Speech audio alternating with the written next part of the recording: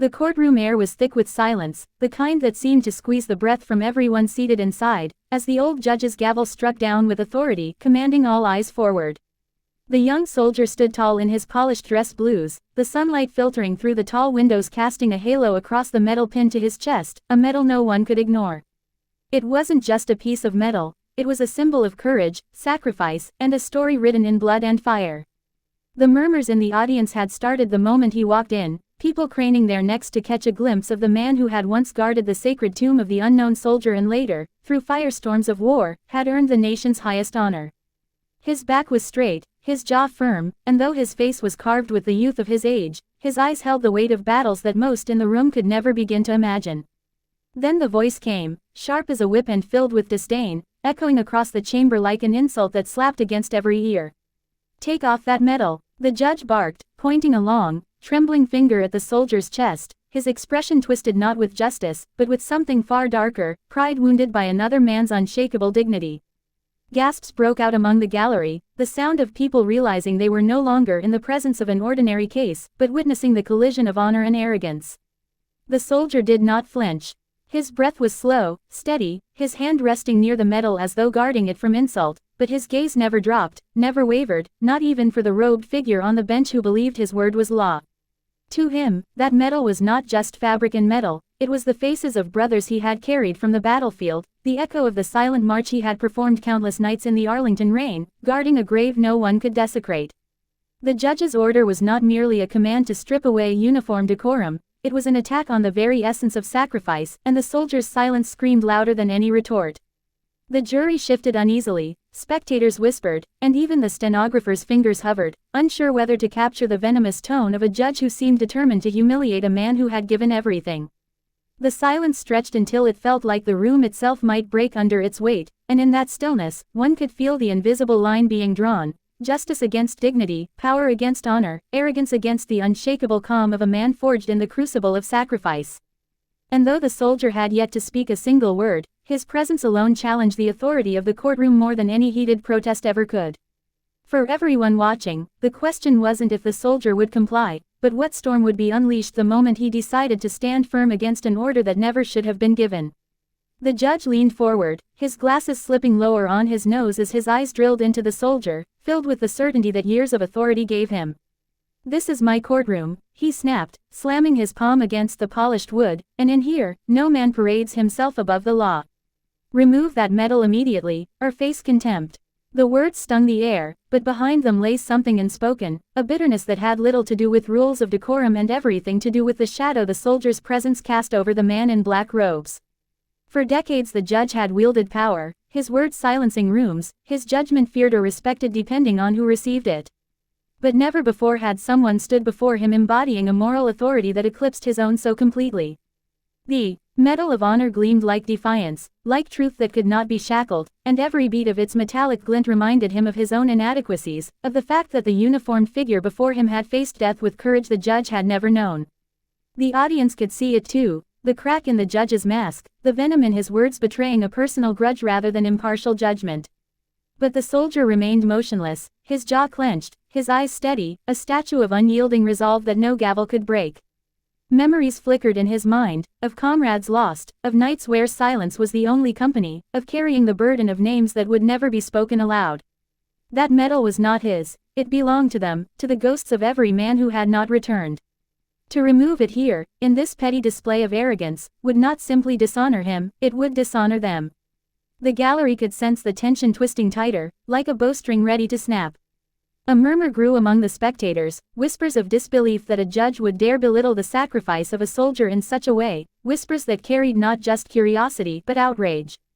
The soldier finally moved, his hand rising, not to unpin the medal, but to rest firmly against it, his fingers curling as if vowing to shield it against the world. "With all due respect," he said at last, his voice calm but resonant, carrying the weight of battlefields and midnight vigils, "this medal is not mine to take off.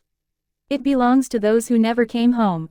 The words hit the room like a thunderclap, silencing even the judge for a moment, and in that heartbeat of stillness, everyone realized the man in uniform had shifted the balance of power. The courtroom was no longer the judge's domain, it was a battlefield of honor, and in that battle, the soldier had just seized the high ground. The judge's face turned a dangerous shade of red, his jaw tightening as if the soldier's words had struck him harder than any blow. His gavel slammed again, the crack echoing through the chamber like a gunshot, but instead of silencing the room, it only seemed to ignite the smoldering tension. The gallery erupted with low murmurs, some voices rising in support of the soldier, others whispering in shock at his refusal to obey. The bailiff took a nervous step forward, glancing between the judge and the young man in uniform, clearly unsure whose authority would prevail in this standoff. But the soldier didn't move, his boots were rooted, his spine a steel rod of defiance, and his eyes burned with a quiet fire that no command could extinguish. The judge tried to speak again, his words thick with rage, but there was a tremor in his voice now, a weakness that betrayed the battle he was losing in plain sight.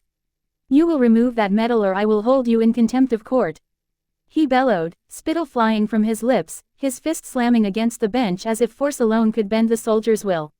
Yet every ear in the room heard something beneath his anger, a desperation, an insecurity that had nothing to do with courtroom order and everything to do with pride wounded by the soldier's unshakable dignity. The soldier, still calm, let the judge's fury crash against him like waves against a cliff, unshaken, unmoved, his silence carrying the weight of 1,000 unspoken stories. Behind him, the families of veterans shifted in their seats, their eyes wet with tears, for they understood what the medal represented, they understood the burden he carried, and they knew he stood not for himself but for every nameless, faceless soul that rested in fields of white crosses. Finally, the soldier's voice returned, low and steady but ringing with authority that no robe or gavel could bestow. "If you strip me of this medal here, your honor, you strip the honor of every man and woman who gave their life so you could sit there in that robe today." The words hit like cannon fire, rattling the very bones of the spectators, and for a heartbeat, even the judge's fury faltered as the truth of them rang through the hall. The gavel trembled in his hand, but his pride would not let him yield. "Bailiff," he roared, voice cracking with both rage and fear, "remove that medal from his chest immediately." And in that instant, the courtroom froze, because everyone knew, the moment the bailiff moved, the true war inside that chamber would begin. The bailiff, a broad-shouldered man with years of service etched into his posture, hesitated, his hand twitching at his side. His eyes flicked toward the soldier, and for a brief moment, recognition passed between them, two men who had walked paths of duty, though on different fronts. The soldier's gaze was steady, not pleading, not daring, simply resolute, and the bailiff's throat tightened as though he were being asked to commit a sin. Slowly, the bailiff stepped forward, the heavy thud of his boots on the wood floor echoing like a funeral march, and the gallery held its breath. The judge leaned back, smugness flickering across his features, mistaking obedience for victory. But the moment the bailiff reached the soldier and extended a hand toward the medal, something in the air shifted, like a storm gathering strength in silence. The soldier did not resist, nor did he move, but his voice rang out again, sharper this time, resonating with unbreakable steel. "Think carefully, brother," he said, locking eyes with the bailiff, "for if you take this medal from me, you take it from the hands of every fallen comrade we swore never to forget." The words pierced the bailiff like a blade, his chest rising with heavy breaths, his hand trembling inches from the medal's gleam. The gallery erupted with gasps, cries, and whispers, the weight of truth rippling across the room. Mothers of soldiers clutched their hearts, fathers straightened in their seats, veterans in the gallery shifted uncomfortably, their eyes glistening with rage at the insult unfolding before them. The bailiff's hand fell away, his head lowering in shame, and he turned toward the bench. "Your honor," he said firmly, his voice thick with conviction, "I cannot obey this order. That medal is sacred." A collective murmur of agreement swept the gallery, voices rising into a chorus of support, and the judge's face twisted in fury at the defiance blooming before him. His authority, once unchallenged, was crumbling beneath the weight of a single soldier's resolve, and the courtroom was no longer his stage but a battlefield where his pride was being dismantled piece by piece.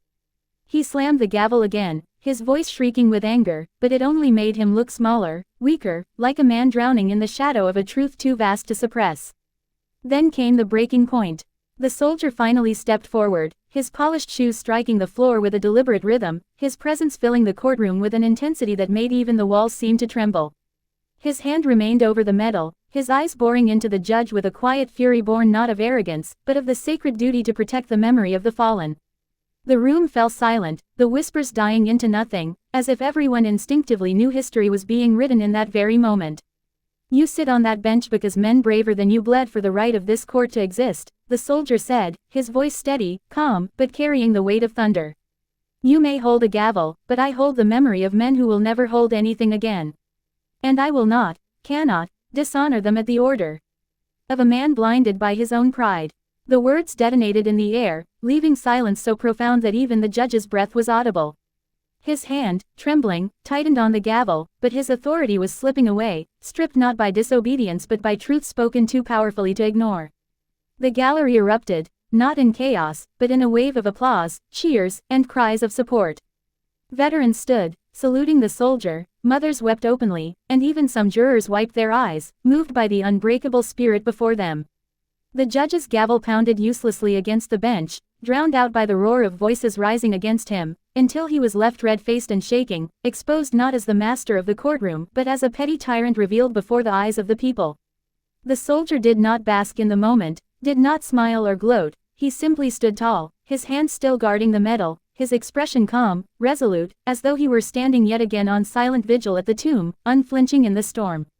And it was in that moment, as the judge realized his commands no longer carried weight, that the true price of his arrogance was paid, not in defiance but in the collapse of the respect he had once commanded. For while the soldier's honor would endure long after the trial, the judge's legacy would be forever marred, remembered not for his years of rulings but for the day he tried to strip a hero of his honor, and lost.